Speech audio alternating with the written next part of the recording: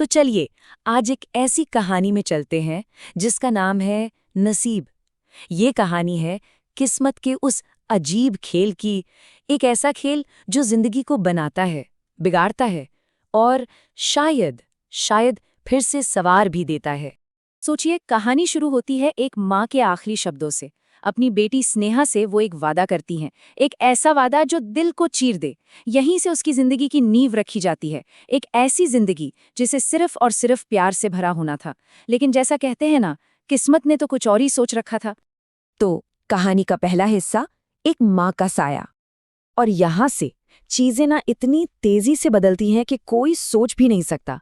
एक तरफ स्नेहा की माँ सुधा बीमार पड़ती है और देखते ही देखते एक नई पड़ोसन पिस्ता घर में आ जाती है। और 2 महीने के अंदर सुधा नहीं रहती और उनकी जगह पिस्ता ले लेती है। जैसे ही एक जिंदगी खत्म होती है, एक नई औरत उनकी दुनिया में अपनी जगह बना लेती है। और पिस्ता वो स्नेहा से वादा करती है, मैं भी तो तेरी माँ जैसी ही हूँ। शुरू में तो सब कुछ बिल्कुल सही लगता है। पिस्ता एक परफेक्ट सौतेली माँ बनकर आती है, स्नेहा को संभालती है, एक खुशहाल परिवार का सपना दिखाती है। पर ये खुशी, ये सपना ज्यादा देर टिकने वाला नहीं था। अब आता है कहानी का अगला मोड़, सौतेली माँ का अत्याचार। देखिए, बदलाव कितना जबरदस्त था। शादी से पहले पिस्ता एकदम दयालु, मददगार, और शादी के बाद बिल्कुल उल्टी, असभ्य, लालची, आलसी, एकदम पलट गई। ये बदलाव इतना अचानक था, इतना पूरा था कि साफ हो गया कि पिस्ता के इरादे नेक नहीं थे। उसका मकसद परिवार जोड़ना नहीं, बल्कि सिर्फ और सिर्फ दौलत हड़पना था।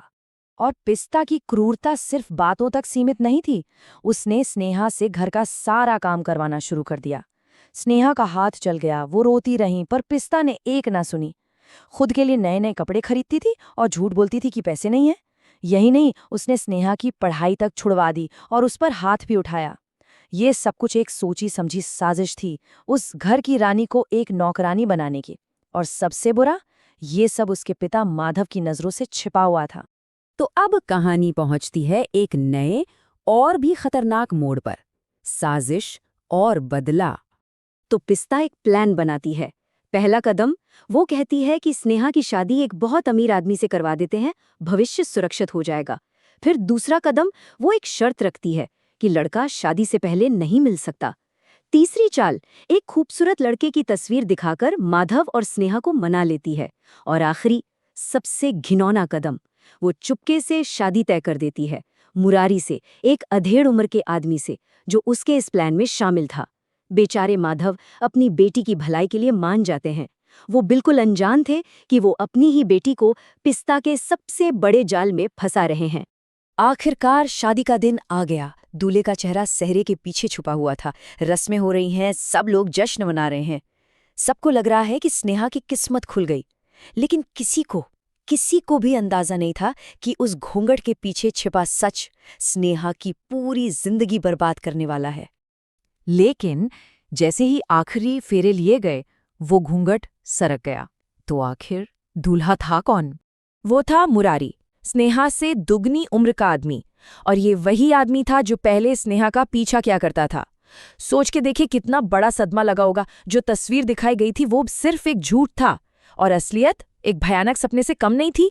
और पिस्ता क्या कहती है? इस लड़की की वजह से मेरे बेटे ने मुझ पर हाथ उठाया, मैं बदले की आग में जल रही थी। सोचिए, ये पूरी जिंदगी बर्बाद करने की साजिश सिर्फ एक थप्पड़ का बदला था। जब माधव ने स्नेहा के चोट के निशान देखे थे तो गुस्से में पिस्ता पर हाथ उठा दिया था। बस वही बात उसके दिल में नफरत बनकर बैठ गई। अपनी बेटी की जिंदगी को इस तरह बर्बाद होते देख माधव ये सदमा सह नहीं पाए।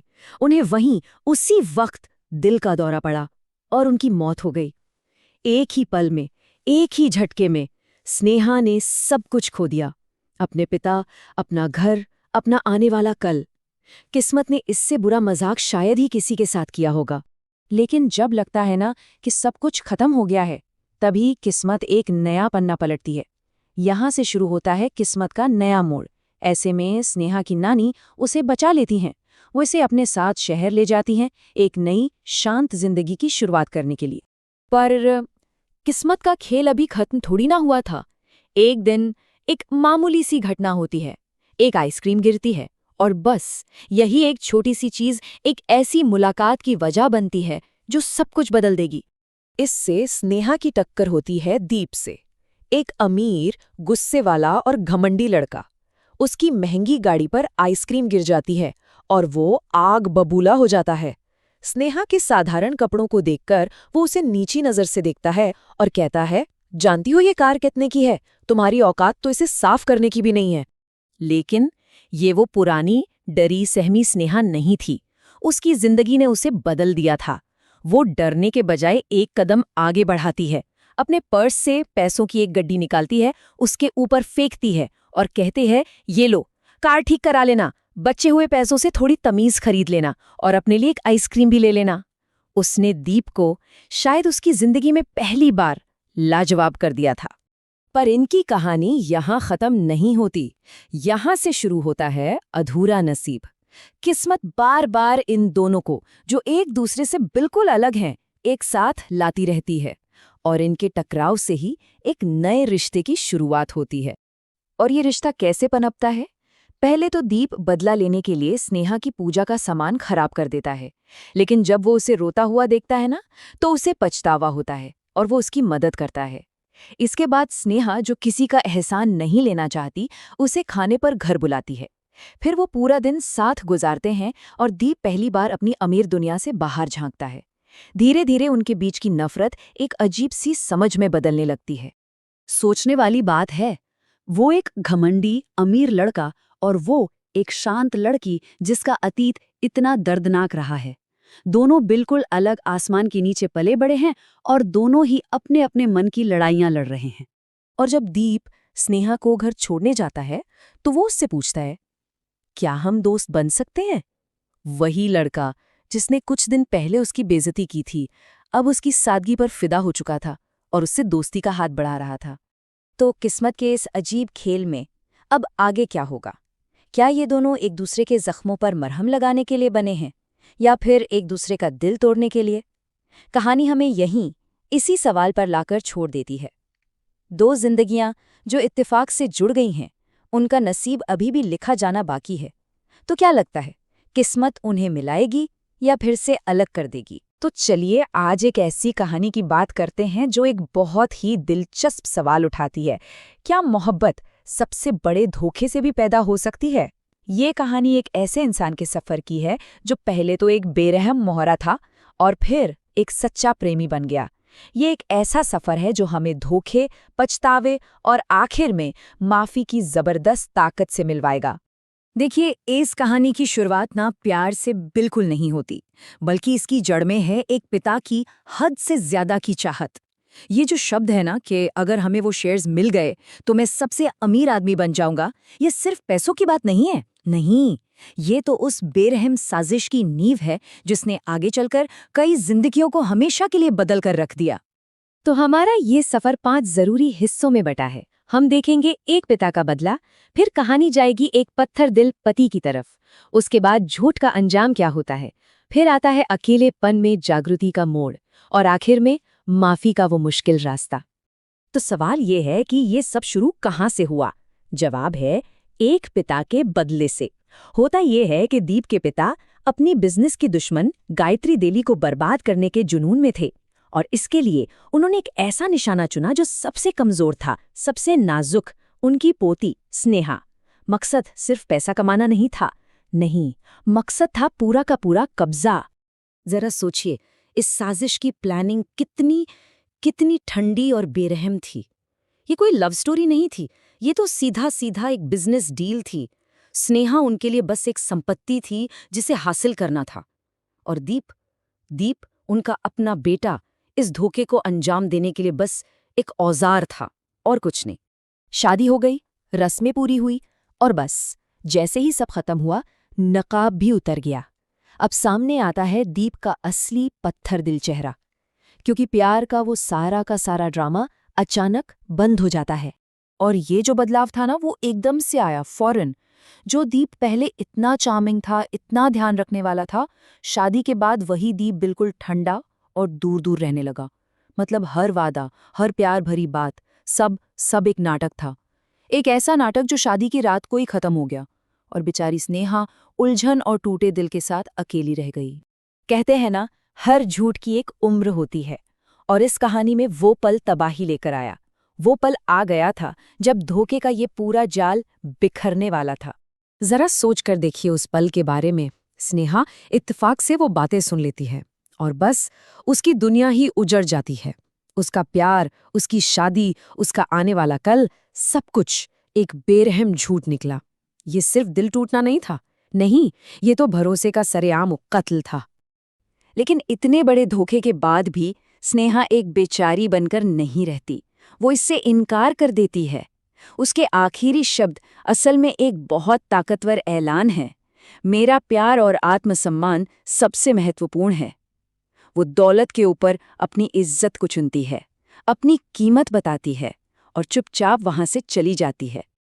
और बस यहीं से कहानी का रुख एकदम पलट जाता है। अब बात स्नेहा के दर्द की नहीं है, अब बात है उस इंसान की जो पीछे छूट गया है। सवाल यह है कि जब बदले के खेल का एक मोहरा अकेला रह जाता है, तब क्या होता है? स्नेहा के जाने के बाद पीछे रह गया बस एक गूंजता हुआ सन्नाटा।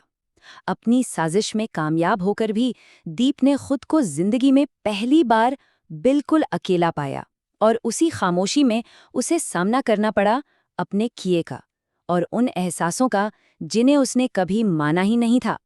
और यहीं से उसके असली बदलाव की शुरुआत होती है। और ये बदलाव सिर्फ सोच में नहीं था, ये उसके कामों में दिखने लगा था।